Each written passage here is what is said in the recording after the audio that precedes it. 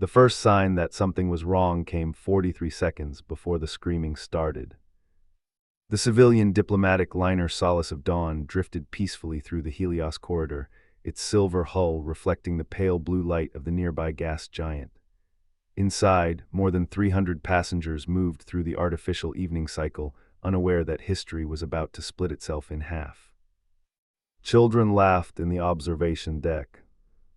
Diplomats prepared speeches for the upcoming interspecies summit on Aster Prime. Scientists argued over trade routes and atmospheric processors.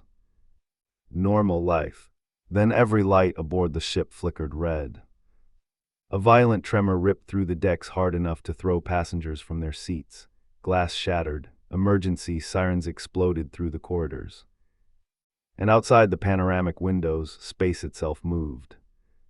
5 enormous black warships emerged from stealth, so close to the liner that terrified passengers could see the scarred armor plating covering their hulls. Jagged white symbols stretched across the vessels like war paint. The Varkesh Dominion. Even before the name spread across the ship, fear arrived first.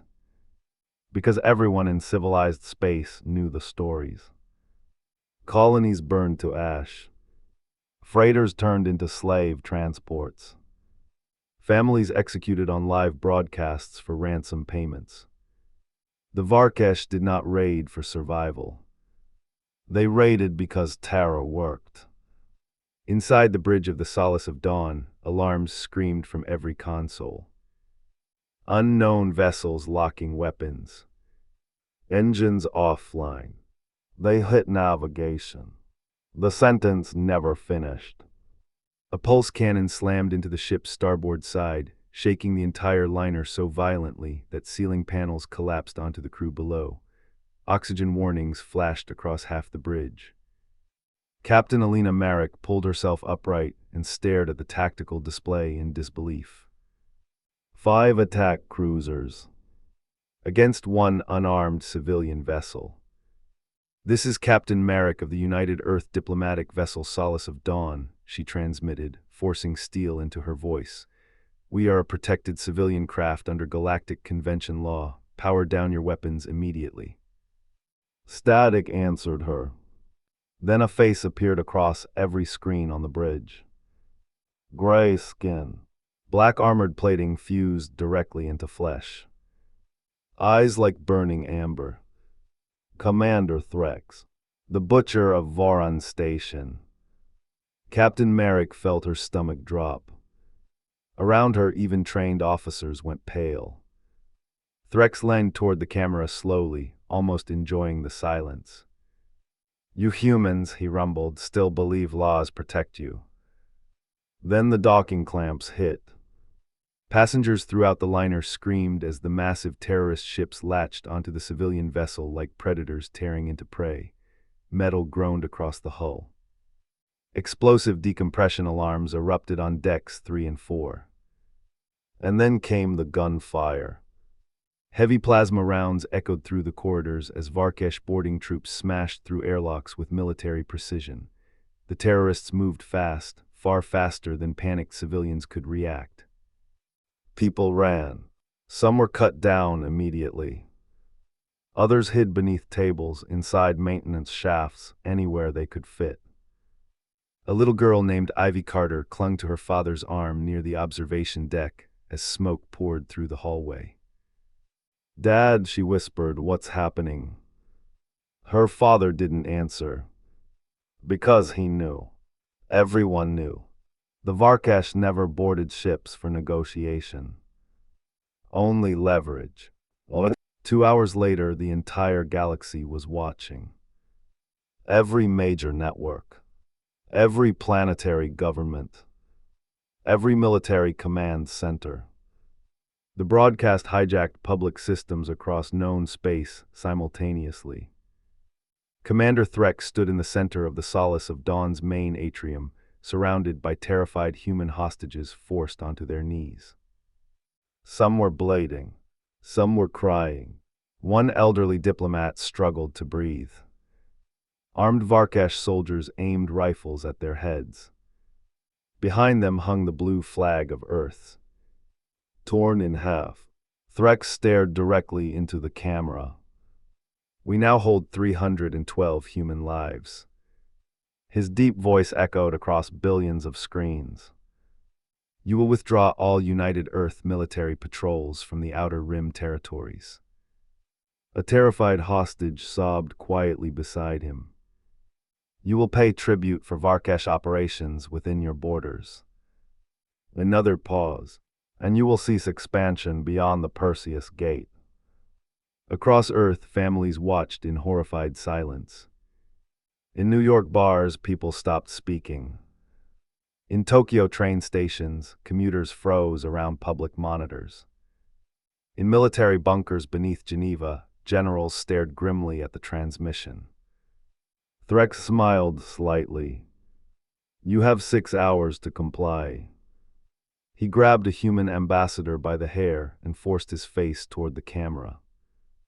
Or your species will learn how loudly humans scream before they die. The transmission ended, and Earth went silent. No presidential address followed.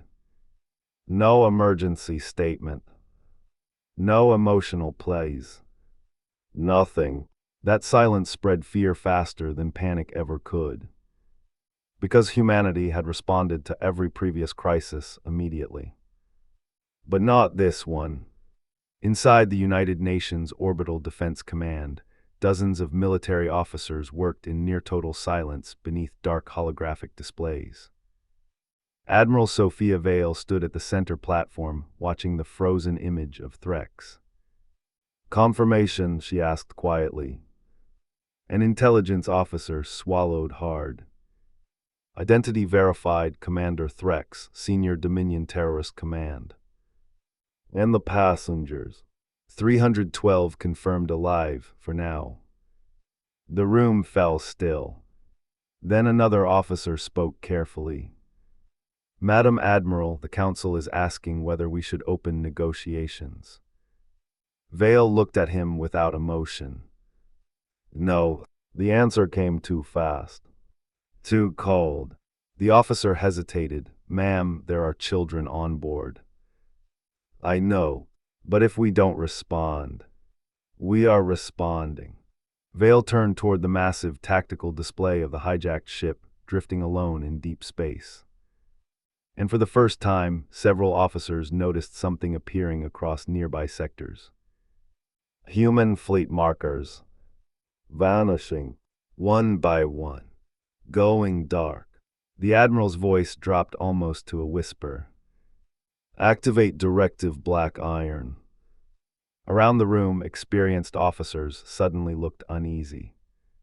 One lieutenant actually crossed himself. Because Black Iron was never supposed to be used again. Far beneath the Pacific Ocean, hidden under miles of reinforced stone and black water, blast doors weighing hundreds of tons slowly began to open. Inside waited soldiers the galaxy did not know existed. And above them, glowing across a steel wall in white letters, were the words, "No negotiation. No surrender. No survivors the galaxy expected grief." Instead, humanity disappeared. 6 hours after the hostage broadcast, the United Earth Senate remained dark. No officials addressed the public. No diplomats contacted neighboring systems. Human news networks replayed the hijacking footage in silence, interrupted only by evacuation alerts around key military sectors. To outsiders, it looked like panic. But inside the war rooms beneath Earth's oceans, mountains, and orbital stations, every movement was calculated. Humanity was not panicking. Humanity was hunting. Aboard the hijacked Solace of Dawn, Commander Threx stood near the shattered observation deck watching stars drift across the void. His soldiers guarded clusters of terrified hostages throughout the liner, while engineering crews prepared the ship for movement toward Varkesh-controlled territory. Everything was proceeding normally. Yet something felt wrong. Too quiet. One of his lieutenants approached carefully. Commander, human authorities still refuse communication. Threx narrowed his eyes. No demands, no bargaining attempts. None. That was impossible. Every species negotiated for civilians eventually. Fear always overpowered principle. That was why hostage-taking worked. Yet Earth remained silent. Threx turned toward the trembling human captives gathered near the atrium floor. Mothers held children close. Elderly diplomats sat against the walls under armed guard. Still no response from humanity. A faint irritation crept into his voice. Broadcast again. Across known space, the emergency transmission returned. This time, the galaxy noticed something different. Commander Threx looked angry. We are losing patience, he growled across every public frequency. Human leadership will answer us now. Behind him, armed terrorists dragged a wounded human man into view, a civilian engineer barely conscious from interrogation. Threx placed a pistol against the prisoner's head. Observe the cost of silence. The shot echoed through the atrium. Gasps spread across countless worlds as the body collapsed lifeless beside the other hostages. Several screamed. One child buried her face against her mother's chest. Then the broadcast ended again. Still humanity said nothing. Deep beneath the Pacific Ocean, thousands of meters below crushing black water, Facility Hades had fully awakened. Rows of armored soldiers stood motionless beneath red combat lighting, while technicians loaded weapons, drones, and breaching charges into silent dropships. No shouting, no speeches, only preparation. Commander Elias Ward walked through the center of the chamber wearing matte black combat armor scarred by old plasma burns. His face remained calm, almost emotionless, as personnel moved around him with machine-like efficiency. A younger operative fell into step beside him. Satellite intercepts confirm the hostages are still alive, she reported, mostly concentrated near central habitation sectors. Ward nodded once. Enemy numbers. Approximately 80 Varkesh aboard the liner, more support ships holding perimeter positions nearby. Another operative looked up from a tactical table. The Senate is receiving pressure from Allied systems to negotiate. Ward finally stopped walking. And they want to know if we're considering prisoner exchange or territorial concessions. Ward stared at the holographic image of the hijacked ship rotating slowly above the table. No, the room fell silent. One technician hesitated before speaking carefully. Sir, if the terrorists start killing civilians faster. They already crossed the line the moment they boarded that ship. His voice stayed level. Controlled, which somehow made it colder. Ward activated the tactical overlay. The Varkesh believe hostages create hesitation. That fear creates leverage. Red markers spread across the ship schematic. They are about to learn something important about humanity. The room watched him silently. Ward's eyes hardened. We do not reward terrorism. Far from Earth, hidden within a debris field near the Helios corridor, 3 human warships drifted invisible beneath advanced stealth fields. No running lights. No transmissions. No detectable energy signatures. To outside sensors, the region appeared empty. Inside one of the vessels, Strike Team Black Iron prepared for deployment. Weapons locked into place with metallic clicks. Helmet visors illuminated. Biometric systems synchronized. Ward stood before the team. Primary objective, recover hostages. A hologram of Commander Threx appeared beside him. Secondary objective, eliminate all Varkesh leadership. One soldier asked quietly, rules of engagement. Ward answered immediately. No terrorist leaves alive. Nobody questioned the order. Because every operative in Black Iron already understood why they existed. Years earlier, human colonies had attempted negotiation with raiders and extremists across frontier space. Ransoms had been paid, prisoners exchanged. And every single compromise created more attacks. Humanity eventually learned the lesson all predators understand.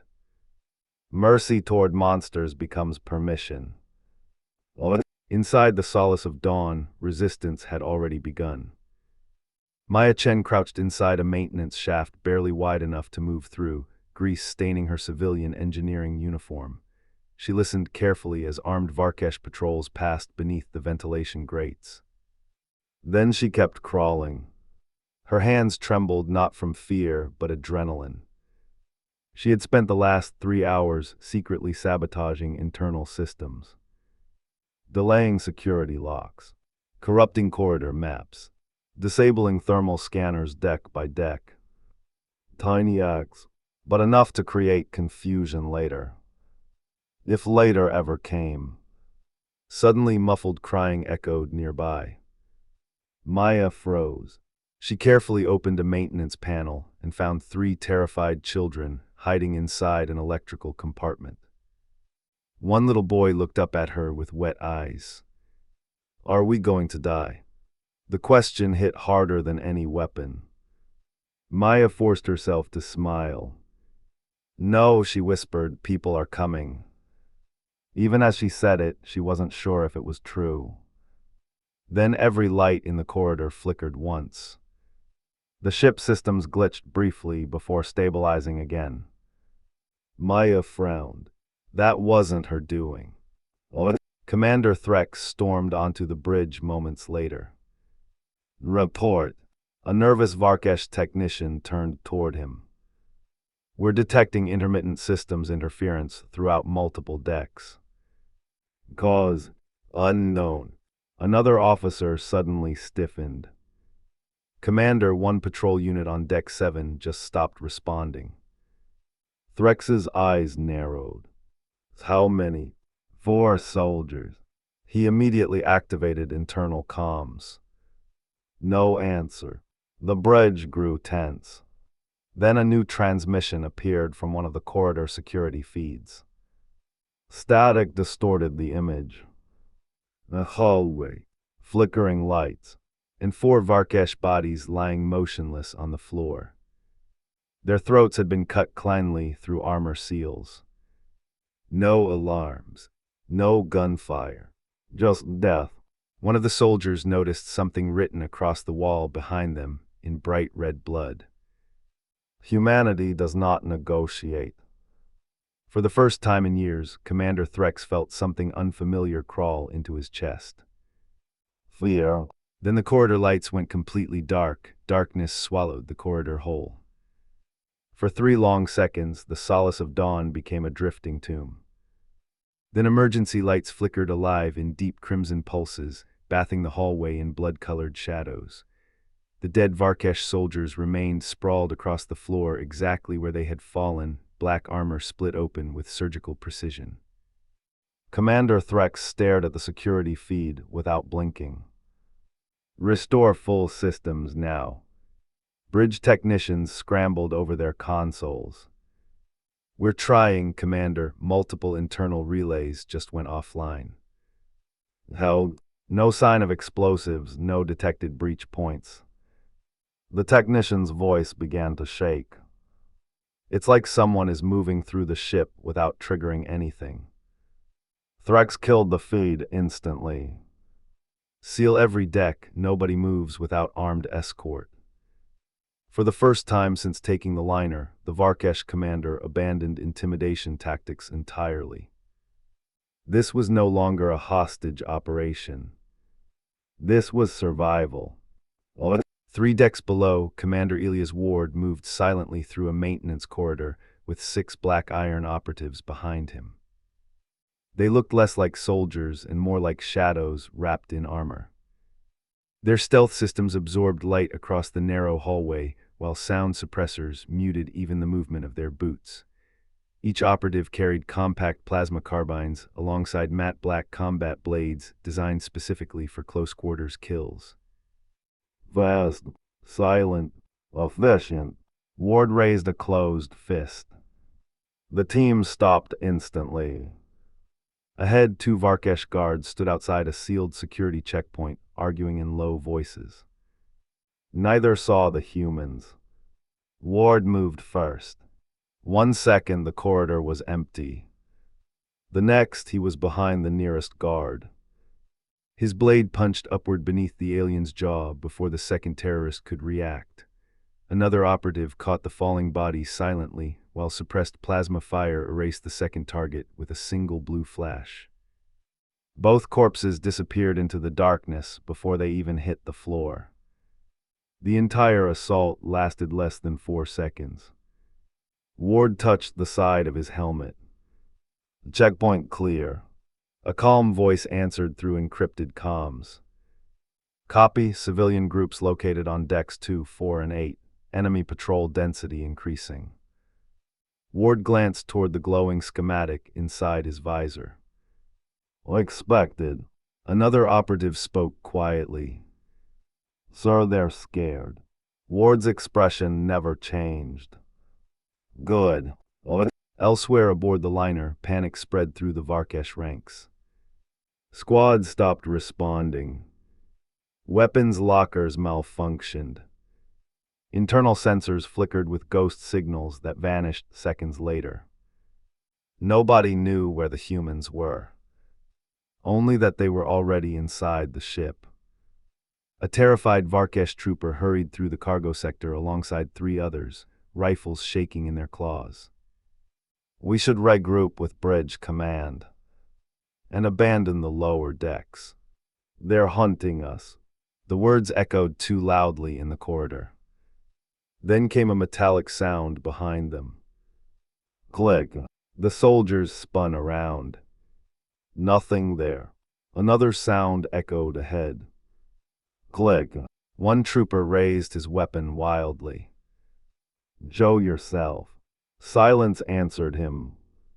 Then the lights died again. Screams erupted almost instantly. Blue plasma flashes illuminated the corridor for less than a heartbeat. When emergency lighting returned, only one Varkesh remained standing. Breathing hard, covered in blood that wasn't his. The others were gone. A distorted voice crackled suddenly through the nearby intercom system. Leave the hostages and you live. The trooper stumbled backward in terror. Monster. The intercom answered immediately. No, the pause. Human. Near the ship's central habitation ring, Maya Chen guided civilians quietly through a damaged maintenance passage, while distant gunfire echoed deeper inside the liner. Around 20 hostages followed her now. Exhausted, terrified, clinging to hope, an elderly diplomat struggled to keep moving. Miss Chen, who are these people? Maya looked back toward the dark corridor behind them. I think they're rescue teams. A young mother shook her head in disbelief. But how? The Varkesh blocked every approach. Maya almost answered. Then a section of the wall beside them suddenly hissed open. Several civilians screamed. Black armored figures emerged from the smoke with weapons raised. For one terrifying second, nobody moved. Then the lead soldier removed his helmet. Commander Elias Ward. His face looked calm despite the chaos around him. Sharp eyes scanned the civilians quickly. Injured. Some, Maya answered immediately. Ward nodded toward 2 operatives. Escort them to extraction route Bravo. One of the children hiding among the group stared up at him with wide eyes. Did Earth really come for us? Something softened briefly behind Ward's hardened expression. Earth always comes. The child smiled for the first time in hours. Then alarms suddenly exploded across the ship. Every corridor flashed bright crimson. Warning, reactor override engaged. Warning, critical core failure imminent. Ward's visor immediately filled with emergency data. His expression darkened. Report. An operative answered instantly through comms. Commander, the Varkesh activated the ship's self-destruct sequence. Another voice cut in. Reactor overload in 18 minutes. Maya's blood ran cold. The ship, still in orbit over Kepri Colony. Ward already understood. If the reactor exploded at atmospheric descent range, the debris field alone could kill millions on the planet below. Commander Threx had just escalated from terrorism to mass extinction. Across the liner, terrified civilians heard the countdown begin over emergency speakers. 18 minutes. Panic spread immediately. People cried. Some froze completely. Others began praying. Ward turned toward Maya sharply. Can you access engineering? She hesitated only briefly. Yes, then you're with me. Another operative stepped forward. Sir, extraction window is closing fast. Ward looked toward the frightened civilians gathering behind him. Then toward the reactor schematic pulsing red inside his visor. Every calculation led to the same conclusion. There wasn't enough time to save everyone unless the reactor was stabilized first. Which meant moving deeper into the ship. Straight toward the Varkesh command sectors. Ward activated squad-wide communications. All teams converged toward central engineering. His voice remained perfectly steady. We end this now.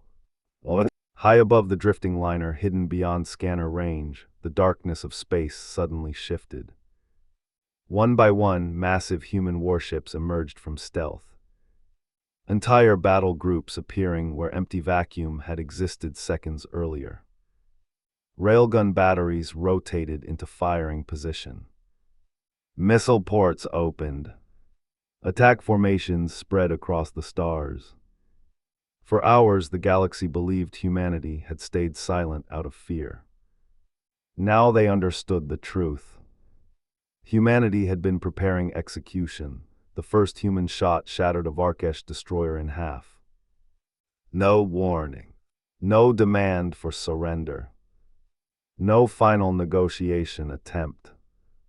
Just sudden white light ripping across the darkness of space as a magnetic rail round punched clean through the alien warship's reactor core. The explosion illuminated the entire Helios corridor. And the battle began. Aboard dozens of hidden human vessels, targeting systems locked simultaneously onto the Varkesh fleet surrounding the Solace of Dawn. Missile salvos erupted from launch bays in coordinated waves, while strike fighters tore from carrier decks like swarms of metal predators. The Varkesh never had time to organize, because humanity had not arrived to pressure them. Humanity had arrived to erase them. Admiral Sophia Vale stood inside the command deck of the battleship UES Resolute, watching tactical displays flood with enemy casualties. Perimeter fleet collapsing, an officer reported. Continue suppression fire, Vale ordered calmly. Nothing escapes the system. Outside the viewport, human cruisers advanced directly into close-range combat, an outdated and brutally dangerous tactic most galactic civilizations abandoned centuries earlier. Humans preferred it. Close-range warfare removed uncertainty. And terrified enemies made mistakes. Inside the Solace of Dawn, the ship shook violently as nearby explosions rattled the hull. Commander Threx slammed against a console inside the bridge as warning sirens screamed around him.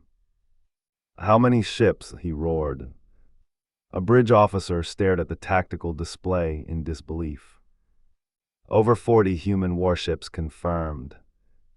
That's impossible, we detected nothing. Another explosion thundered nearby. One of the outer Varkesh cruisers vanished from sensors entirely. The officer's voice cracked. They came under stealth. For the first time in his career, Commander Threx realized he had catastrophically misunderstood humanity. This was not a frightened species reacting emotionally to hostage deaths. This was a species that had prepared for this exact scenario long before today. And now the predators had arrived. Deep inside the liner, Commander Elias Ward led Black Iron through smoke-filled corridors towards central engineering while the countdown echoed across the ship. 12 minutes remaining. Bodies littered the hallways now. Most were Varkesh. The terrorists had stopped trying to control the ship. They were retreating inward desperately, forming defensive positions around engineering sectors and escape craft. Ward eliminated another armed guard with 2 suppressed shots before signaling his team forward. Maya, he called without looking back, status. The engineer worked frantically on a portable interface while jogging beside the operatives. I can slow the overload manually, maybe. Maybe. She swallowed hard. The reactor safeties were deliberately fused. Whoever armed the self-destruct wanted maximum yield. Another violent tremor nearly threw everyone sideways. Dust rained from the ceiling. One operative checked his scanner. Multiple hostiles ahead. Ward's eyes narrowed. Hold position. The Black Iron team spread instantly along the corridor walls. A second later, armored Varkesh soldiers stormed around the corner, firing wildly. The humans answered with terrifying precision. Suppressed plasma bursts cut through alien armor while combat blades flashed inside the narrow corridor. The battle lasted seconds at most.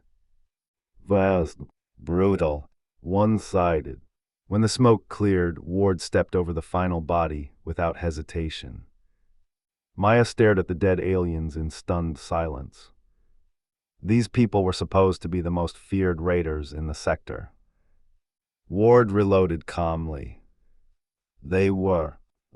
Elsewhere aboard the ship, evacuation had begun. Black Iron operatives guided terrified civilians toward hidden extraction points carved into the hull itself. Stealth boarding craft attached directly against the liner, while children, diplomats, and wounded passengers were rushed aboard under covering fire. The Varkesh tried repeatedly to stop them. None survived long enough. One terrified hostage looked out a viewport and saw human warships tearing through the surrounding terrorist fleet. Explosions filled space like artificial stars. "We're winning," he whispered. A nearby operative corrected him quietly. No, the soldier checked another magazine. "We already won." On the bridge, Commander Threx watched his fleet die piece by piece. Every tactical option collapsed faster than he could issue orders. Human ships ignored conventional engagement doctrine entirely. They rammed damaged cruisers to prevent escape.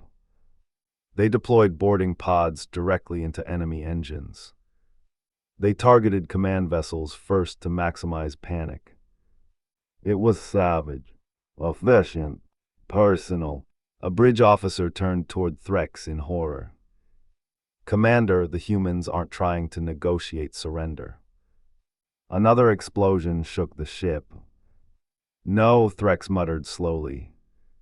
"They're trying to send a message." Then the bridge doors exploded inward. Black Iron operatives stormed through smoke and debris with terrifying speed, cutting down Varkesh guards before they could react. Threx barely escaped through an emergency blast door as plasma fire tore across the command center behind him. Commander Elias Ward stepped through the burning entrance moments later. Their eyes met briefly across the collapsing corridor. Then Threx ran. 7 minutes remaining. Inside Central Engineering, Maya reached the reactor chamber and immediately froze. The overload was worse than she imagined. The entire core glowed unstable white beneath layers of fractured containment shielding. Radiation alarms screamed instantly across her handheld interface. One look told her the truth. There's no remote shutdown. Ward appeared beside her. How long? Maya's hands trembled slightly as she checked the readings. To stabilize the core manually, someone has to stay here. The meaning hung heavily in the air. An operative stepped forward immediately. I'll do it. Maya shook her head. No, the calibration requires an engineer. Ward looked at her carefully. You won't survive the exposure. She already knew that. Behind them, distant explosions echoed through the dying ship, while terrified civilians continued evacuating toward safety. Maya took a slow breath. If this thing detonates, millions die below us. Ward's jaw tightened. For the first time since boarding the liner, genuine emotion cracked through his controlled expression. I'm not leaving anyone behind. Maya gave a faint, sad smile. You already came for us. Then emergency alarms shifted tone suddenly. A new warning flashed across every display. Commander THREX ESCPING via auxiliary hangar. Ward turned instantly toward the corridor. The terrorist leader was trying to flee. Maya met his eyes one last time. Go. For 2 seconds, Commander Ilya's Ward didn't move. Then he handed her his sidearm and disappeared into the smoke. The auxiliary hangar burned like the inside of a dying star. Sparks rained from shattered ceiling conduits while emergency lights pulsed across twisted metal and drifting smoke. Half the launch bay had already depressurized, leaving wreckage floating slowly toward the fractured outer blast shield. Commander Threx staggered toward the last surviving escape shuttle, clutching a plasma rifle in one clawed hand. Behind him, the Solace of Dawn groaned under catastrophic reactor stress. 5 minutes remaining. The Varkesh commander's breathing had become uneven now, less from exhaustion than fear. Not fear of death. Fear of humans. All his life, Threx had studied weaker species. Species ruled by fear. Species that surrendered civilians to avoid bloodshed. Species that negotiated when threatened. Humanity had broken every calculation.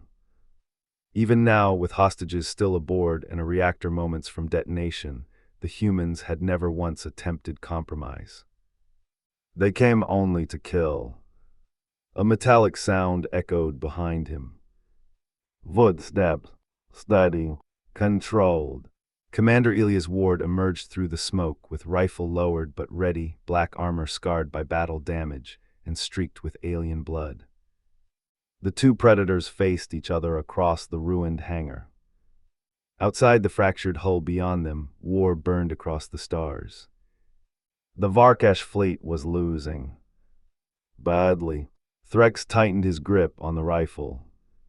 You could still leave, he growled. Your civilians are evacuating. Ward kept walking slowly. You murdered civilians. That is war. No, Ward replied coldly. That was terrorism. Threx's eyes narrowed. You condemn me while your fleets slaughter mine without mercy. Ward stopped only a few meters away now. You took hostages believing compassion would weaken us. Another violent tremor shook the hangar. The reactor countdown echoed overhead. 4 minutes remaining. Ward's voice lowered almost to a whisper. But human compassion is exactly why you're doomed. For the first time since the battle began, Commander Threx hesitated. Because he finally understood. Humans did not refuse negotiation because they lacked emotion. They refused because they valued innocent lives too much to let hostage-taking become effective. If monsters learned terror worked on humanity, more civilians would suffer forever. So humans made an example out of anyone who tried. Permanent, absolute, final. Threx suddenly roared and opened fire.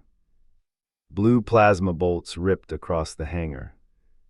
Ward moved instantly, diving behind shattered debris as explosions tore through the bay. The human commander returned controlled bursts that forced Threx backward toward the damaged shuttle ramp. The alien fired wildly now. Panicked, a warlord reduced to survival instinct. Ward advanced through the gunfire with terrifying calm. One precise shot destroyed the shuttle engine beside Threx in a shower of sparks. Another tore the rifle from the alien's grip. The Varkesh commander stumbled backward. An emergency hull plating beneath his feet collapsed. Both men plunged violently into open space. Silence swallowed everything. No fire. No alarms. Only endless stars. Ward's suit thrusters activated immediately, stabilizing his spin among drifting debris outside the liner's shattered hull. Across the battlefield, human warships hunted the remaining Varkesh vessels relentlessly. Explosions bloomed like distant suns against the darkness. Then movement appeared nearby. Commander Threx still lived. Barely. His damaged armor vented oxygen into space while he struggled helplessly through the debris field. Ward ignited maneuvering thrusters and drifted toward him slowly. The alien stared at him in disbelief. You would die for strangers. Ward's visor reflected the burning liner behind them. They aren't strangers. The reactor core inside the Solace of Dawn had become unstable white light now, glowing through the fractured hull like a miniature star preparing to collapse. 3 minutes remaining. Threx coughed harshly inside his helmet. You humans are insane. Ward reached him at last. No, he answered quietly. We just learned our lessons earlier than the rest of the galaxy. The alien looked toward the battle unfolding around them. My fleets, my soldiers. You taught them hostages create power, Ward said. Now everyone learns what happens when they try it against humans. For the first time in years, Commander Threx looked small. Not feared, not powerful, just another dying terrorist floating in darkness. Then his eyes widened suddenly. Because Ward had grabbed him, locked onto him, and activated full thrusters directly toward the collapsing reactor breach. Threx struggled violently. No, Ward held him tighter. Below them, the exposed reactor core blazed brighter and brighter inside the ruined liner. The human commander's voice remained perfectly calm. If monsters think civilians make shields. The stars reflected across his visor. Then monsters never stop making victims. The reactor light consumed them both. And then the Solace of Dawn exploded. The shockwave rolled silently across space. Human warships shielded evacuation craft as the liner's remains disintegrated into burning debris far above Kepri Colony. Inside the command deck of the UES Resolute, Admiral Sophia Vale watched the tactical display carefully. Reactor detonation contained, an officer reported. Civilian casualties. Minimal. Another pause. Varkesh fleet destroyed, no escape signatures detected. The Admiral closed her eyes briefly. Commander Ward. Silence answered first. Then, no signal found. Around the bridge, hardened officers lowered their heads quietly. Because every one of them understood what Ward had chosen. Weeks later, the surviving hostages returned to Earth. Across cities and colonies, millions gathered to watch the rescue ships land. Families reunited through tears, while news networks replayed footage of the battle that changed interstellar politics forever. Pirate attacks against human vessels dropped almost immediately. Hostage situations involving humans became nearly non-existent. Because criminal networks across the galaxy had learned something terrifying. Humanity would cross entire star systems for its people. but it would never bargain for them. In hidden stations and black market ports, a warning began spreading from smuggler to mercenary to warlord alike. Do not take humans hostage. The phrase traveled farther each month. Do not threaten their civilians. And eventually it became something close to law. Because everyone remembered what happened to the Varkesh Dominion. Everyone remembered the fleet that vanished. The liner that exploded. The soldiers who came out of the dark. And the final message humanity carved into galactic history. Humanity does not negotiate with terrorists. Humanity comes for them.